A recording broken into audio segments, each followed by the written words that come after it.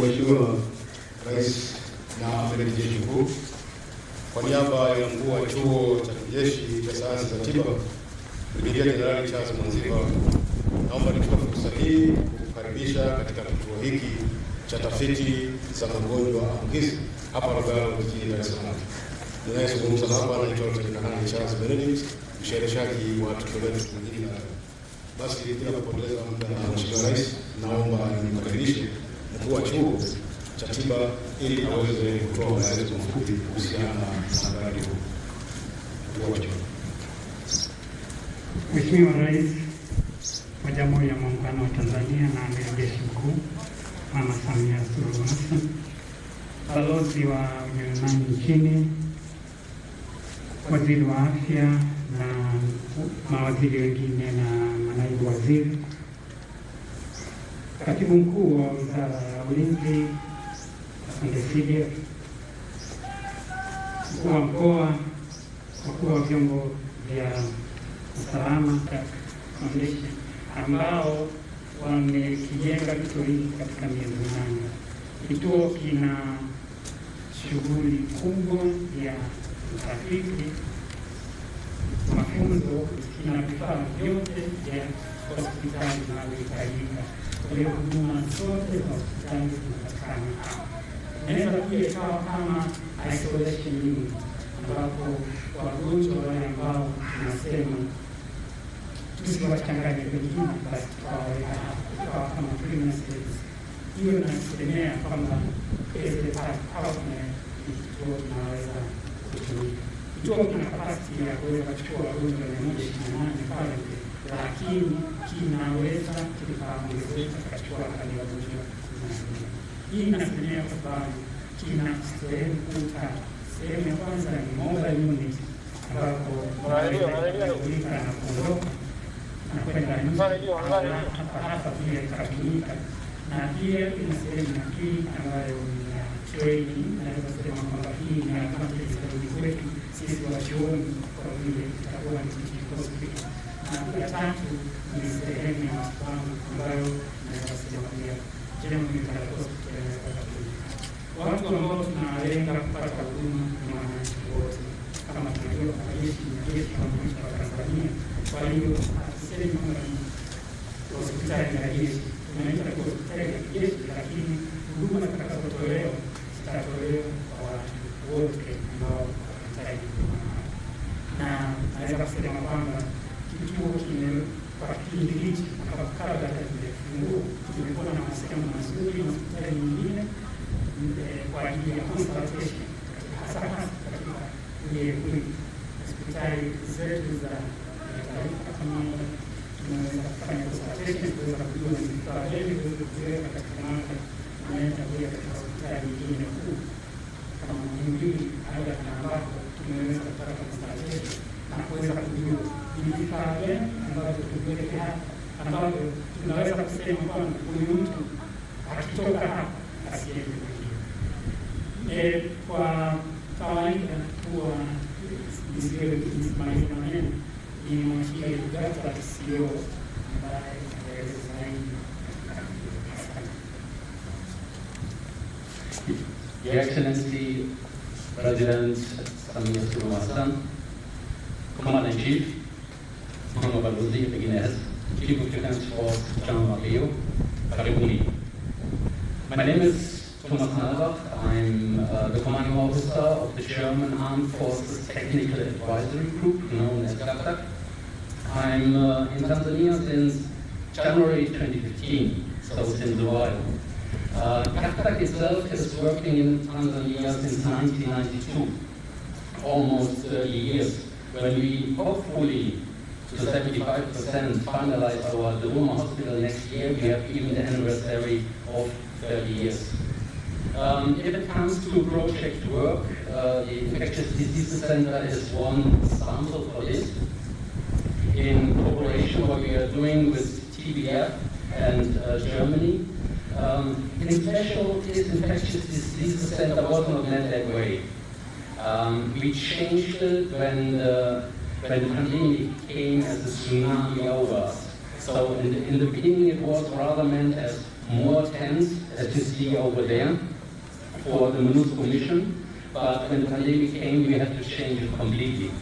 So with the help of Mama Balozi, to reduce the time frame from 3 years to 1, and to increase the first budget from 7 billion to 10.5, we were able to create something like that. In special with our Tanzanian project manager, for smart approach and what she did in process orientating and self-fulfilling things here in the hospital, it made quite a difference.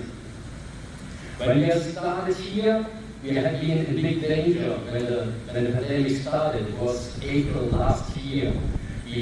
We quarantined ourselves here in the building site, not to endanger the workers and anyone else, and that made us able to do this here in the infrastructure in 10 months.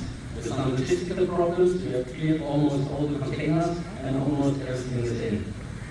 So it was the target to make us together, TDF, to respond to pandemic, and I can report to you, mission accomplished.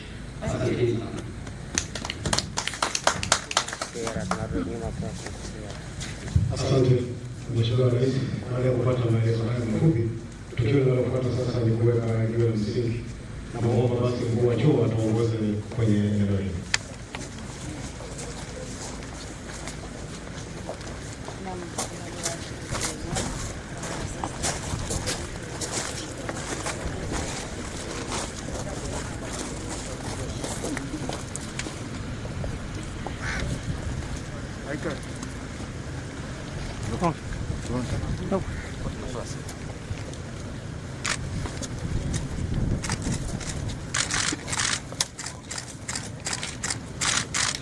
Makofi tafadhali.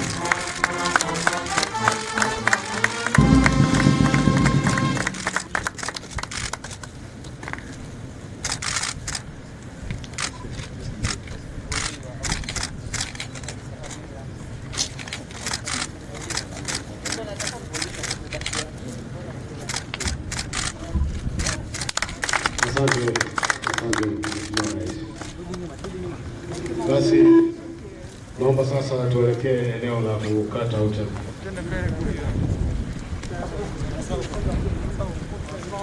Kuna utepe huko? Sawa. Kama chini.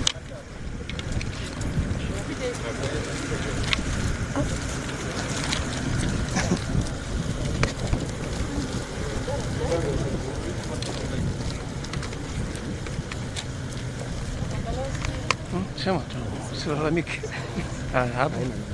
Hapo safi.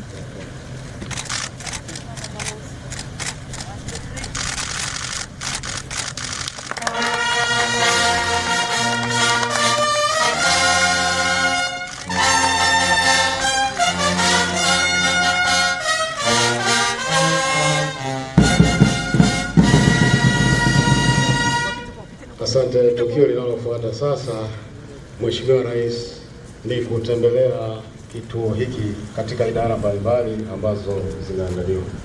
Naomba Mheshimiwa Rais atakuwa mwenyeji wetu.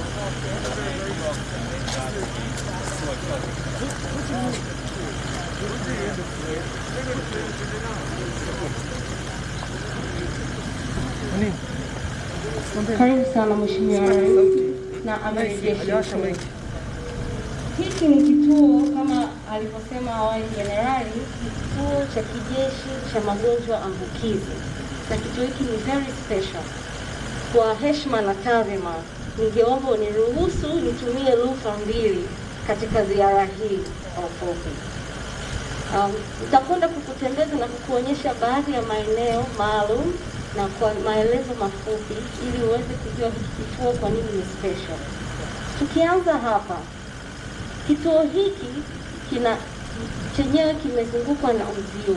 Kama alivyosema, kuna confinement au tunasema isolation. Wagonjwa wakiwa hapa wanaweza wakawepo bila kutoka. That's what I'm trying to say in English, Somali, is that we can confine patients here without them escaping. That's the first thing. Kwa hiyo parking ni nje. Alafu sehemu ya kwanza kabisa kwenye hili eneo ni ile eneo lioenda ambalo ni la kunawa mikono, la kuoshea mikono. Wagonjwa wote wanaoingia hii hospitali ni lazima wapite waoshe mikono, na pale kutakuwa kuna kamera ambazo zitadetect temperature. Kwa hiyo kila mtu anayeingia lazima temperature yake itakuwa recorded.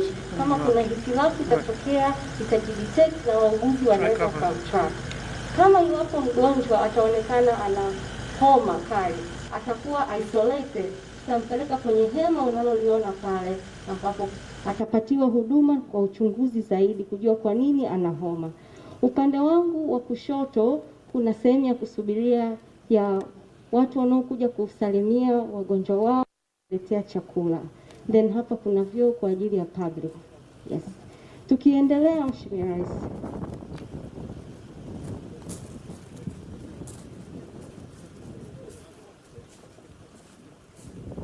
Hii ni mapokezi kwa ajili ya hii hospitali.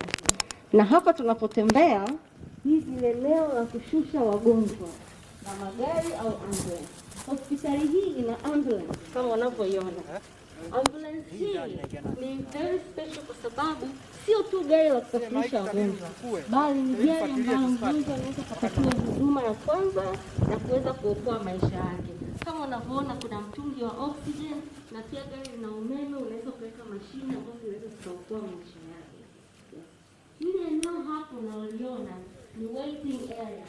Kwa hiyo watu wote wakija watakuwa hapa, wanaingia kwenye jengo kuu. Yes.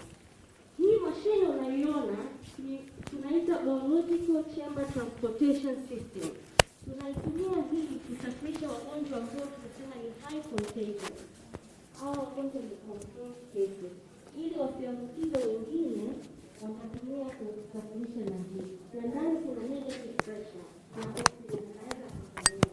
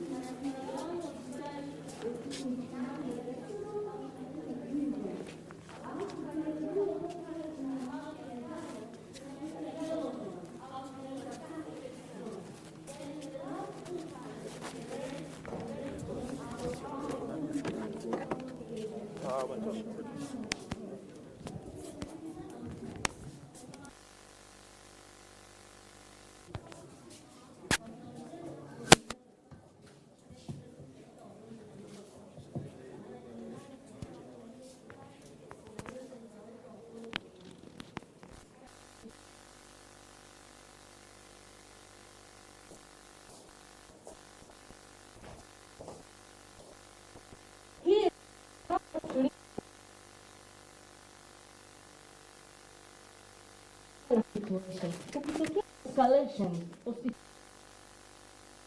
eneo unaoliona inakuwa sio mapokezi tena, inakuwa tunaita triage au emergency department. Ukishushwa na ambulance, kama unavyoona kwenye ukuta kuna oxygen provision. Ina maana kama mgonjwa anahitaji oxygen, anaweza kaipata hapa ili kuendelea kuokoa maisha yake. Baada ya hapo wauguzi watampeleka kwenye sehemu nyingine kupata huduma zaidi. Upande huu tumededicate nafasi kwa ajili ya ofisi ya staff, kwa ajili ya kubadilishia nguo, kuingia kwenye nguo tunaita PPE, kuna na pharmacy kwa ajili ya eneo hili. Yes. Tukienda upande huu, hospitali ina maabara ya kisasa sana. Maabara hii tunasema ni level 3 laboratory. Level 3 laboratory means the second highest level ya diagnostic in the world. Kwa level 4 ndo kwa kabisa, afu nakuja level 3. Kwa jeshini hii ni level maabara ya kwanza na level 3. Yes, it's the only one. Hopefully baadaye tutaweza kuendelea nyingine zaidi. Yes. Na maabara ya level 3 sasa, kwa nini inakuwa hivyo? Kwanza, ina uwezo wa kudiagnose magonjwa ambayo ni magumu sana kudiagnose kwenye maabara kama infectious disease, kama uviko 19, ndio specialty ya maabara. Ukisema maabara ya level 3 ni kwamba kuna safety rules. Kwa mfano floor unaiona kwenye maabara tunaita antibacterial flooring. Ni very special, kwa hiyo kudondosha vidudu vitakufa. Then kuna baadhi ya vyumba vinakuwa vina AC tofauti kwa ajili ya kusave pathogens ambazo kupunguza infection. Karibu sana maabara. Kwa sababu hii hospitali ni kwa ajili ya infectious diseases, kuna baadhi ya services kama kuna sehemu ya kutoa sampuli. Then hiki ni chumba cha kufanya extraction. Ukiwa una diagnose infectious diseases utatumia DNA. Ukidili na DNA kuna process inaitwa extraction. Hiki ni chumba maalum, kina negative pressure. It means ukiingia AC itafuta ile hewa ili usicontaminate maabara nzima.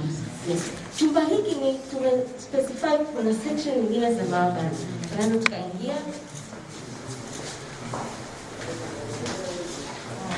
Hapa kuna baadhi ya mashine naweza kuelezea kwa kifupi. Hii ni mashine ya kisasa kabisa ya kupima damu.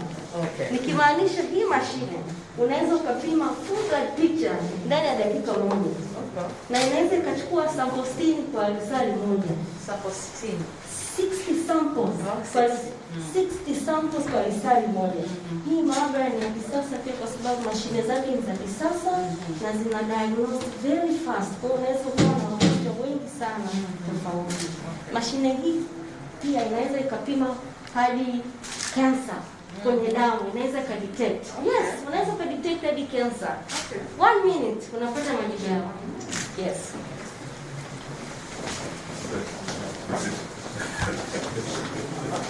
Mashine hii nyingine, hii mashine tunaita POC, maana yake point of care. Nikimaanisha hivi, ukiwa ni mgonjwa, umepewa dawa, labda una pressure, umepewa dawa. Ukirudi, daktari labda unajisikia vibaya, daktari atabidi akucheki tena. Hii mashine ni perfect. Hii ni the most fastest diagnostic point of care machine. Itakupima dakika 3 tu, utapata majibu yako kama una pressure imeshuka, kama una kisukari, itakupa majibu na ni mobile. Baadhi vifaa vingi vya hapa vilitakiwa viwe mobile kwa sababu jeshi huwa tunahama. Tukiwa kuna service inahitajika sehemu, tunabeba hii, tunaenda, tunahudumia wananchi. Mashine hii pia ni very special, tunaita chemistry analyzer. Inatumia kemikali kudiagnose. Hii mashine inaweza kudiagnose mtu mmoja kwa dakika 5. Naye. So sisi tujaribu kuangalia jinsi tunaweza tukadiagnose watu faster and very efficient, which makes hii maabara very special. Fast, tadi kuna premium services. Mashine ya chemistry inaweza ikadiagnose matatizo yote ya kidney, figo, matatizo yote ya liver, matatizo yote cholesterol. Kupima chochote kwenye ndani ya damu itapima ndani ya dakika 5. Okay. Yes. Na wataalamu mnao wa kutumia wote? Yes, wako wataalamu. Okay. Yes. Upande wake hapo? Yes. Upande huu hii ni stove. Hii maabara iko equipped, ina kila kitu already. Kwa hiyo ina maana sasa hivi tuko kwenye training, tunaendelea kufanya training na wauguzi. Kwa watakapoanza hawana haja ya kuanza kuprokiwa vitu, hamna haja ya kusubiri muda mrefu. Ni training jinsi ya kutumia hivi unatumia. So kila kitu kiko upande huu. Hii ni fridge. Hii fridge ni very special kwa sababu hii inaenda hadi 2 degrees. Alafu ni -20 degrees tunasema. Unaweza ka freeze. Then you ni ngapi? Hii ni 2 degrees. Okay. You. Alafu huku chini ni 20. Ni freezer. Kwa ni combination. Okay. Yes. Na fridge tunatumia ku store sample na reagents na zingine. This now is called a deep freezer. This deep freezer ina freeze up to -80 degrees. 80. Yes.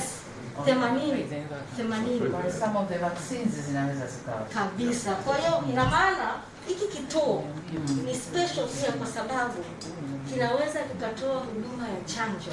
Kwa sababu chanjo, baadhi ya chanjo zinazohitaji baridi zinaweza zikahifadhiwa hapa. Yes. Na ni ya kisasa kabisa kama navyo. Okay.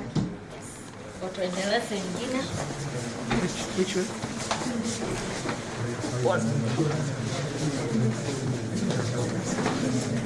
Sasa hapa tunaingia maabara section. Now, ninaposema level 3, kitu kinachofanya maabara inakuwa level 3 ni hii section. Tunaita molecular laboratory section. Molecular laboratory section ina deal na vijidudu vidogo zaidi ambavyo ni hatari zaidi. This is the most dangerous part of this maabara. Na kwa nini? Kwanza unaona ina milango miwili. Yeah. That means yani ukiingia lazima ufunge moja afu uingie mwingine kupunguza contamination. Okay. Na maabara hii ina negative pressure. Kwa ukiwa ndani ita suck out all the pathogens, kupunguza infection. Yes. Karibu sana.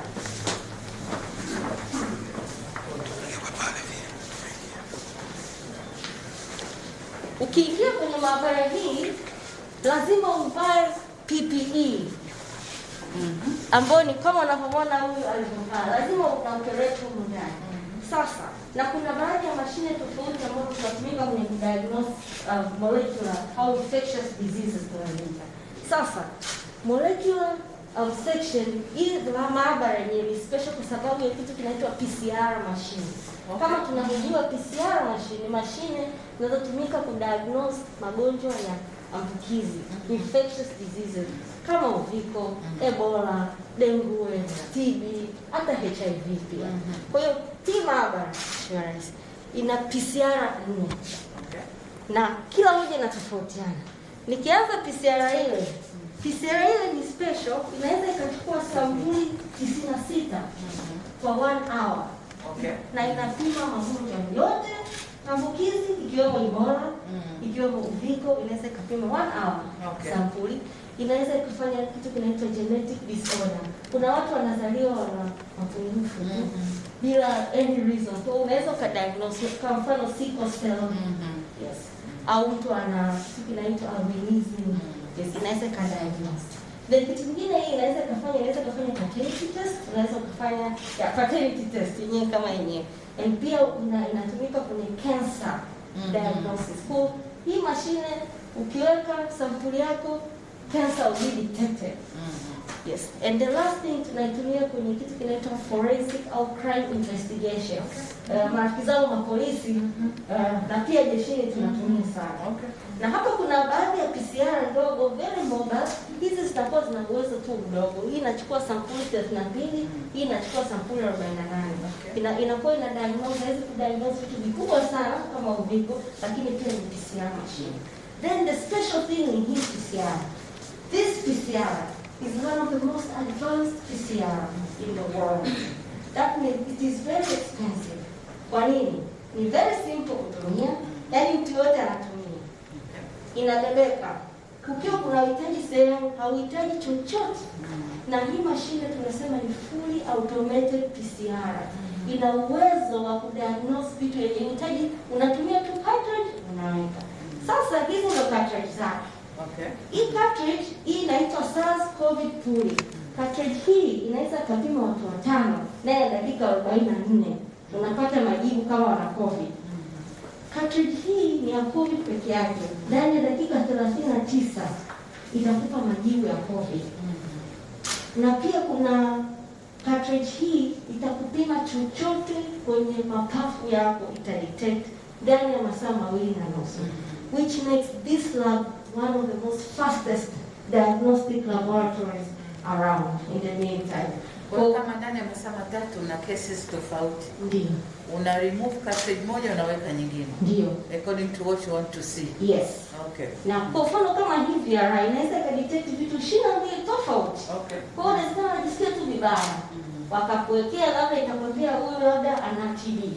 Afu kutoka hapo ndio kuna integration itafanyika na maabara nyingine kujua ni TB ya namna gani, how serious it is. Kwa hiyo kwenye detection hii maabara ni very efficient.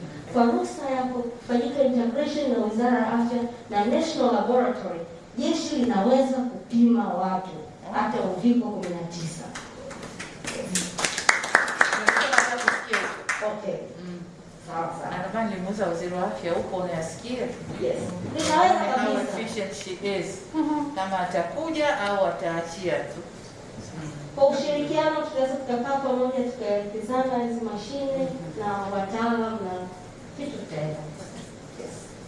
Rais sana tutaendelea section nyingine.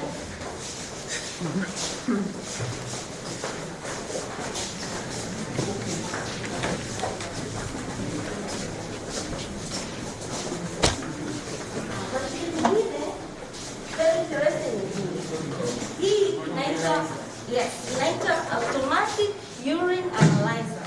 Yaani chochote cha mkojo kinapima hiki kitu. Ndani ya dakika 2 unapata majibu yako. Sasa the way inavyofanya kazi, unakuwa unatumia hii, unapima na mkojo ndani ya dakika 3 itasoma vitu 13 tofauti. Inawezekana una UTI au inawezekana una matatizo ya figo, matatizo ya ini, unaweza kuita diagnose vitu vyote na namna hiyo.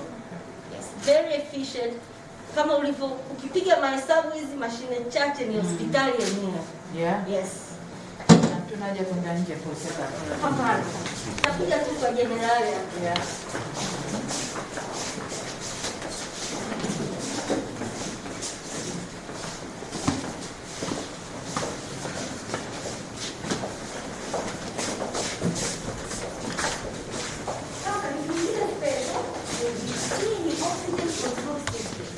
Hospitali hii au kituo hiki kina uwezo wa kuwa na wagonjwa 25 wanaohitaji oxygen kwa wakati mmoja, na unaweza ukareserve oxygen up to lita 51,000.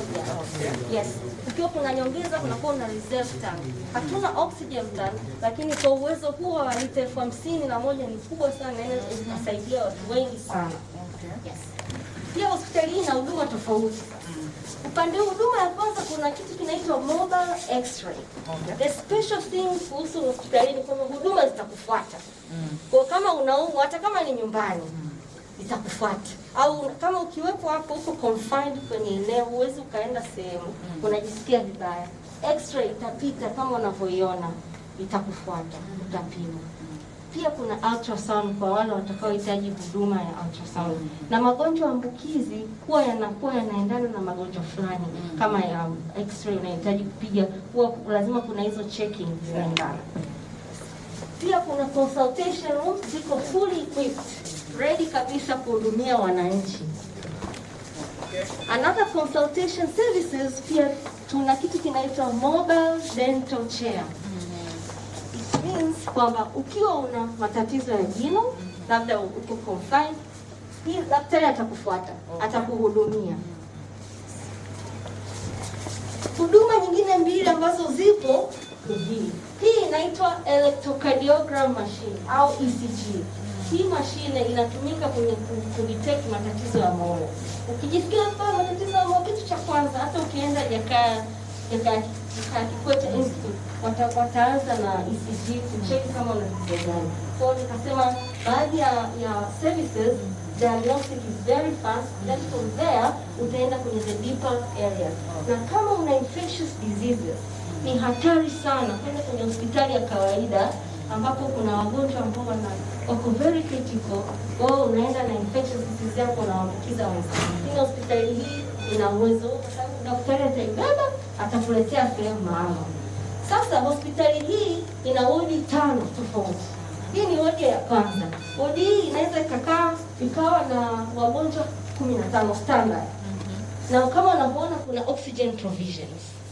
Yes. Kwa ina maana hii inaweza ikawa tunaita sisi tumededicate ikawa yellow zone au tunasema watu ni quarantine, watu wanaofuatiliwa.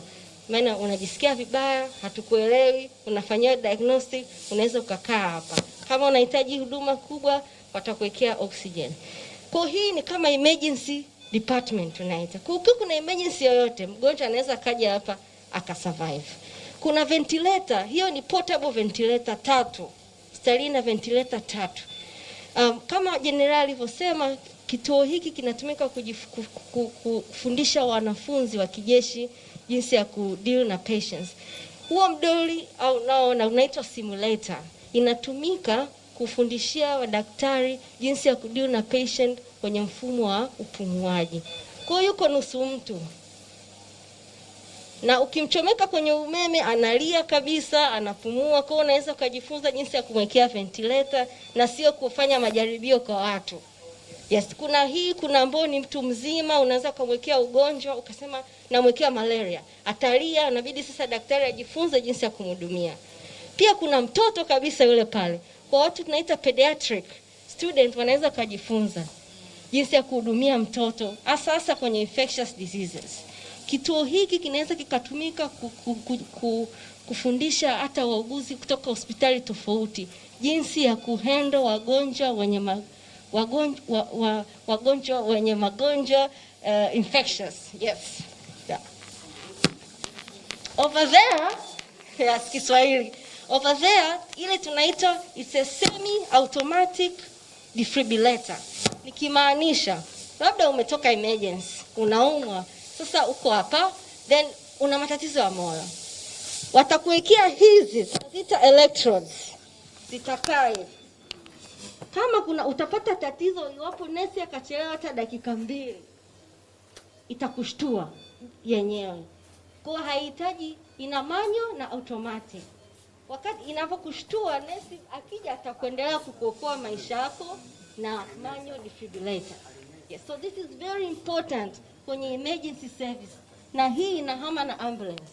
As long as ambulance inachomeka, mgonjwa kama ana matatizo, anataka kukata roho kwenye mfumo umeme wa moyo, itamsaidia. Kama unavyoona kuna vyoo 4 kwa ajili ya hii wodi. Kitu kingine special hapa ni hii. Hii tunaita isolation chamber. Sasa it means huyu mgonjwa yuko confirmed. Au tunasema ni very highly contagious. Normally hata kuwa hapa, lakini anakuwa kwenye tent. Ni kwamba hapa tunajaribu kushow ni kitu gani. Kwa kama unavyoona kuna another simulator, hiyo inaitwa oxygen concentrator, ni mobile. Alafu kuna vifaa vingine vya kuweza kuokoa maisha ya mtu. Kumhudumia huyu mgonjwa lazima uvae PPE. Na kama unavyoona ana choo chake kabisa. Yes, unaweza ukakipatisha mpaka kuna privacy. Kama ana nguvu za kwenda pale. Yes.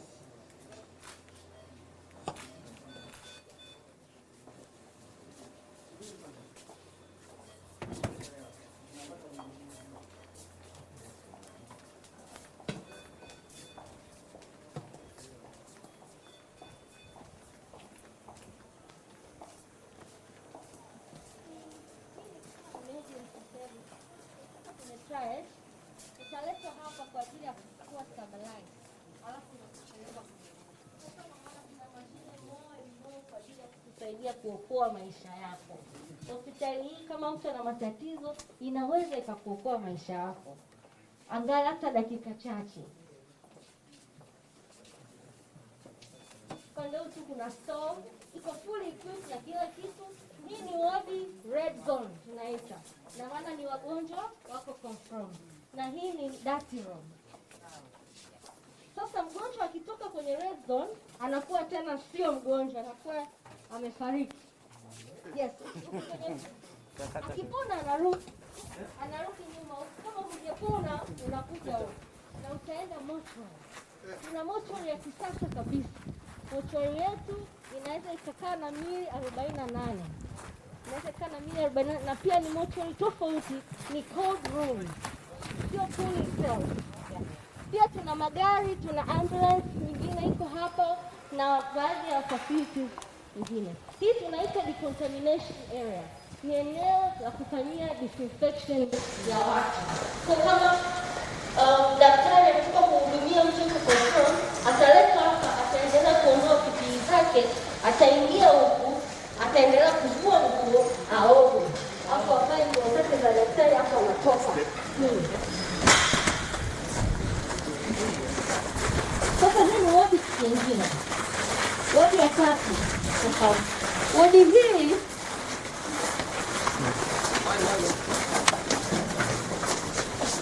Wodi hii ni tofauti na vyumba 9, viko sawa. Sasa wodi hii inaweza ikawa hivi. Vyumba viko hivi. Kama hiyo hospitali inaweza kuhudumia wagonjwa wa makundi mbalimbali. Kuanzia ngazi ya chini hadi viongozi wa ngazi ya juu. Kama unavyoona chumba kiko very luxurious, ana TV na kila kitu, anaweza kama unaumwa huduma itakuja kwako. Yes. Au inaweza ikawa ukaweka madabodeka, inategemea nani ni mgonjwa. Yes. Na ina vyumba 9. Yule unaweza paki 60 huko ndani. Au wakawa 9. Yes. Yes. It depends na escalation. Step. Kituo hiki pia kina jiko pia ni tunasema half mobile. Linaweza likahama. Ile ni wodi mbili nyingine kama unavyoziona, na kuna eneo la mapumziko kabisa zuri, watu wasitoroke hospitali. Wanaweza, kuna mandhari nzuri, kama unaumwa utakuwa kidogo relaxed. Kwa maana tukaweka na bichoro vizuri. Hii ni sterilization room na hii ni chumba cha laundry. Jengo hili ni storeroom. Kwa kuna main store kwa ajili ya hospitali, na kwa nyuma kuna ofisi la mafundi kwa ajili ya kujifunza. Upande ule ni training center au eneo la kufundishia wanafunzi. Na upande ule kuna mobile incinerator. I think hiyo ndo mobile incinerator nchini. Kwa inaweza ikahama popote kunapokuwa kuna uhitaji. Yes. Kusema hivyo, naomba nikuhakikishie Mheshimiwa Rais kwamba Jeshi la Ulinzi la Wananchi lina uwezo na liko tayari kutokea na any pandemic situation katika nchi hii. Nimemaliza ziara yangu. Karibu sana Mheshimiwa Rais. Rais ajasifu.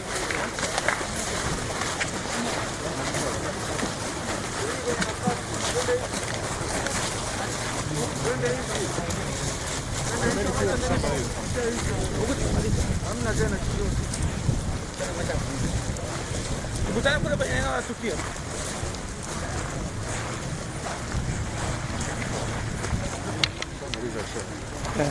Wapumzike.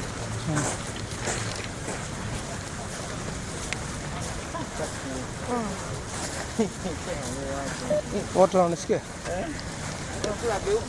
Naunga. Wewe ni stopishe.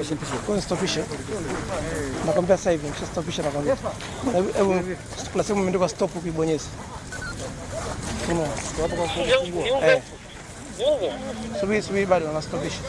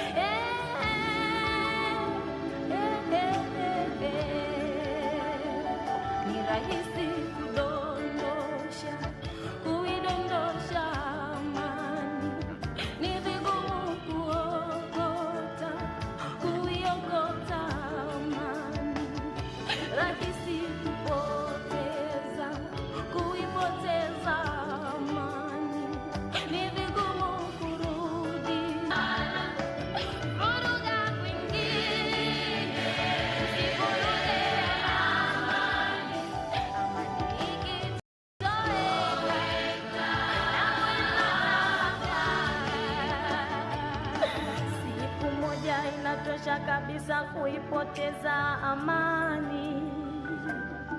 Siku, miezi, miaka itafuata kuitafuta amani. Vikao na vikao vitakaa bila makubaliano. Vita vya wenyewe kwa wenyewe, suruhu yake ngumu sana. Hakuna gulio wala duka ambalo amani inauzwa. Hakuna mto wala bahari ambako amani inachotwa. Wala haishuki kwa akili na ujanja wa mwanadamu, bali yatoka mbinguni aliko mfalme wa amani. Chezea pengine, usicheze na amani. Amani ikitoweka, huzuni inatawala. Vuruga kwingine, usivuruge amani. Amani ikitoweka, damu inatapakaa. Cheo ni dhamana, hakuna mtu aliyezaliwa nacho. Uliye madarakani yapasa kusimama kwenye haki. Wala usijidanganye, walio chini hawajui kitu. Haki ya mnyonge haipotei bali inacheleweshwa. Keki inapokatwa kila mtu ikodolea macho. Hivyo inapogawiwa ni vyema kila mtu aipate. Lakini kama itaishia juu juu, elewa kwamba chini manung'uniko yataanza, mwisho wake ni vurugu. Chezea pengine, usicheze na amani. Amani ikitoweka, huzuni inatawala. Vuruga kwingine, usivuruge amani. Kutembelea hata muda wa kulala. Wapo walokuwa matajiri wakubwa kwenye nchi hizo, leo hii wanakula kwa foleni. Kwa nini wakimbizi? Yatokea kwa hayo, watoto huwa wanasahaulika. Si wagonjwa na wazee, usubiri Mungu nisaidie. Wajawazito hulia na mimba zao bila msaada. Walemavu nao utapatapa pasipo mafanikio. Chezea pengine, usicheze na amani. Ikitoweka, inatawala. Vuruga kwingine, usivuruge amani. Amani ikitoweka, damu inatapakaa. Nje ya mpini na ukabila ni vicheko na furaha, na kushirikiana mambo mengi sana katika jamii, zikiwemo sherehe, misiba pamoja na kuoleana. Ndani ya udini na ukabila ni uadui na vita. Chezea pengine, usicheze na amani. Amani ikitoweka, huzuni inatawala. Vuruga kwingine, usivuruge amani. Amani ikitoweka, damu inatapakaa. Haisaidi ukinunuliwa ili ufanye vurugu. Wanasiasa, waandishi wa habari, wekeni mbele utaifa. Mungu libariki taifa letu.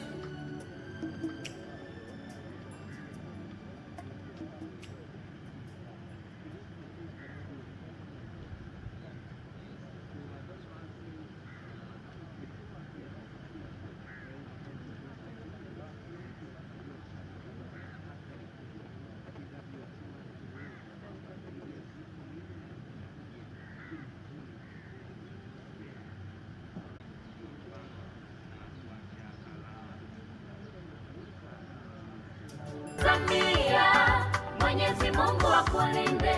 Mama Samia, Mwenyezi Mungu akulinde. Mama Samia, Mwenyezi Mungu akulinde.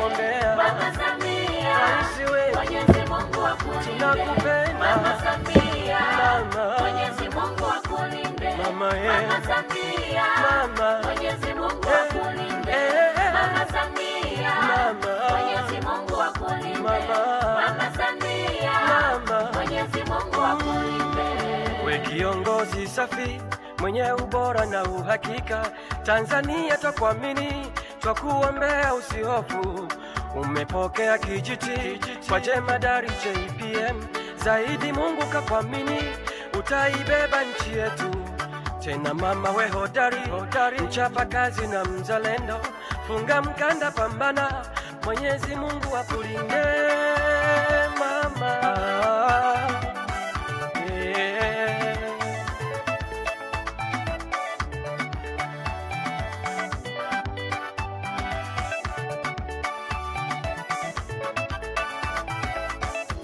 Mama Samia, Mwenyezi Mungu akulinde. Mama Samia, Mwenyezi Mungu akulinde. Tunakupenda Mama Samia, Mwenyezi Mungu akulinde. Mama Samia, Mwenyezi Mungu akulinde.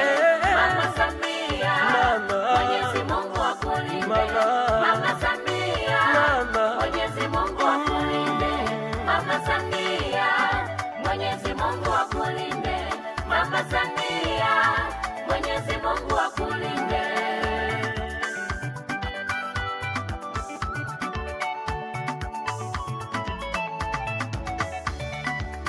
Usihofie vibaraka, tutasimama pamoja nawe. Piga kazi mwana mama, wa Tanzania twakupenda. Tena mama we jasiri, utetereki ubabaishwi. Tanzania ya Samia imejipanga kusonga mbele. Usisahau wosia uliopewa na Magufuli. Umtangulize Mungu asiyeshindwa na lolote.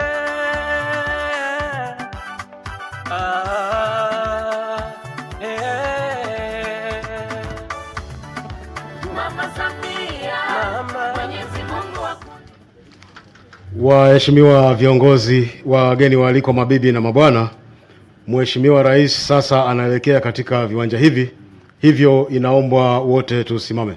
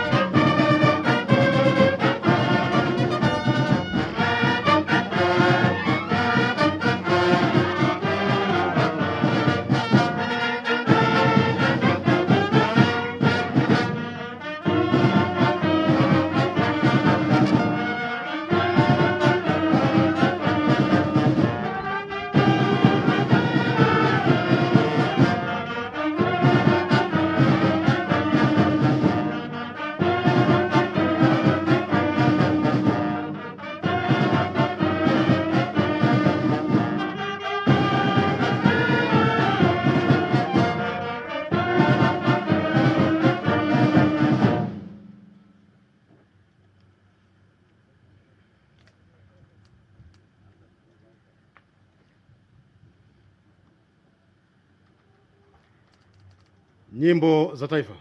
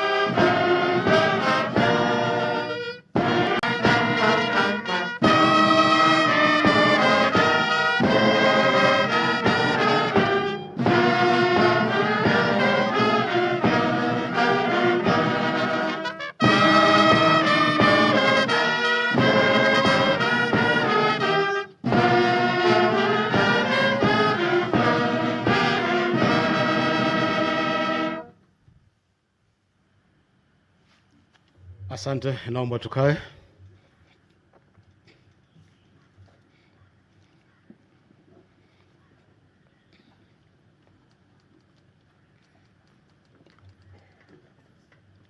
Mheshimiwa Samia Suluhu Hassan, Rais wa Jamhuri ya Muungano wa Tanzania na Amiri Jeshi Mkuu, Waziri wa Mambo ya Ndani ya Nchi, Mheshimiwa George Simbachawene Mbunge, Waziri wa Afya, Maendeleo ya Jamii, Jinsia, Wazee na Watoto, Mheshimiwa Dorothy Gwajima Mbunge, Naibu Waziri wa Mambo ya Nje na Ushirikiano wa Afrika Mashariki, Balozi Mbaruk Nasa Mbaruk, Katibu Mkuu Wizara ya Ulinzi na Jeshi la Kujenga Taifa, Mheshimiwa Mr. Conrad von Lilian, Mkuu wa Majeshi ya Ulinzi Jenerali Venus Salvatori Mabeo, wakuu wa vyombo vya ulinzi na usalama, wakuu wa majeshi wastaafu, wanadhimu wakuu wa jeshi wastaafu, wakuu wa kamandi,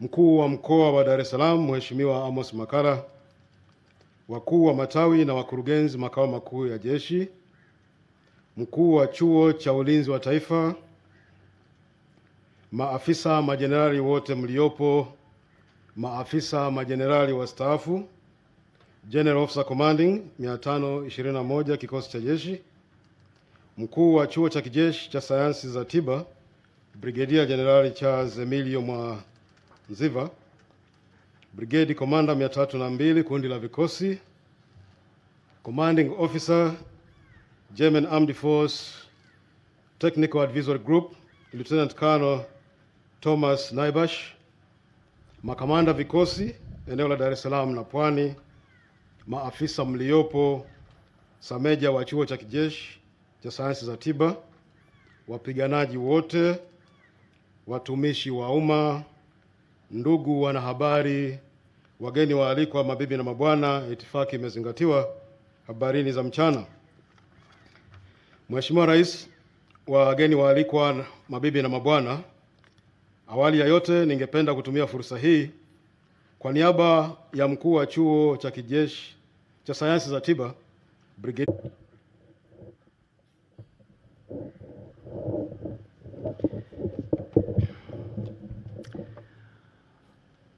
Honorable Samia Suluhu Hassan, President of the United Republic of Tanzania and Commander-in-Chief, Honorable Ministers, Honorable Chief of Defense Force, please allow me to say protocol observed because everybody was just eloquently introduced.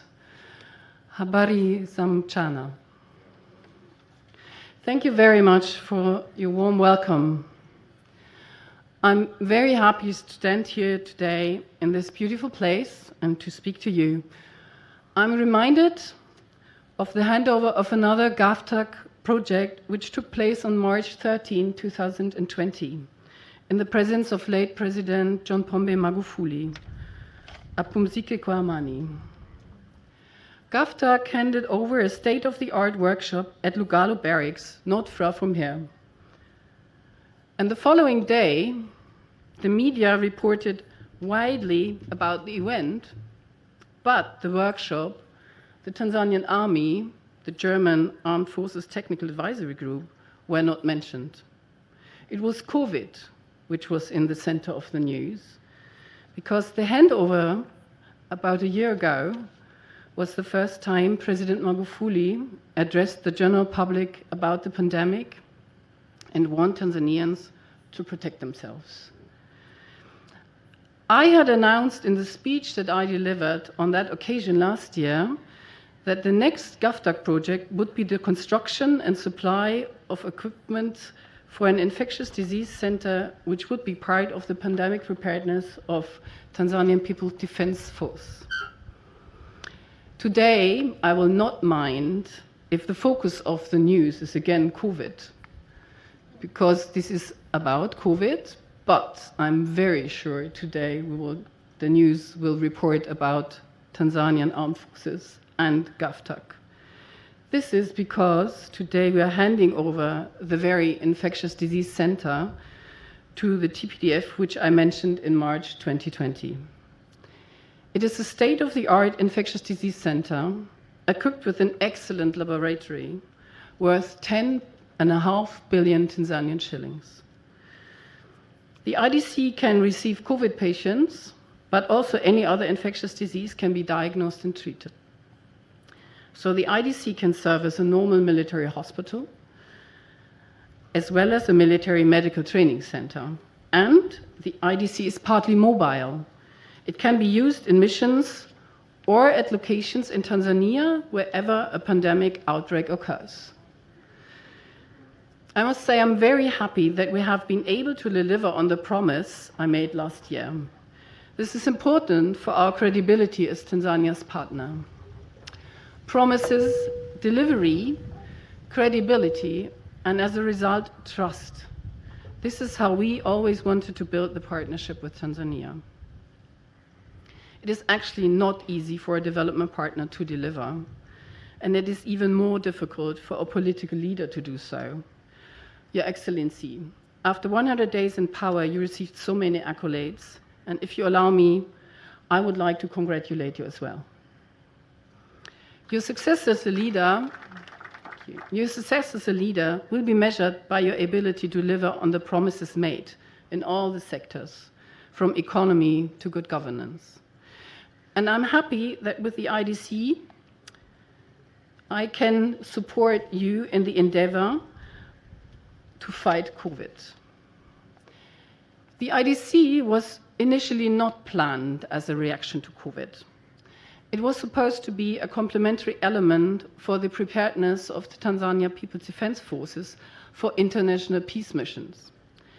The IDC was meant to be able to care for military personnel going to or returning from missions such as the DR Congo, where, for instance, Ebola occurs.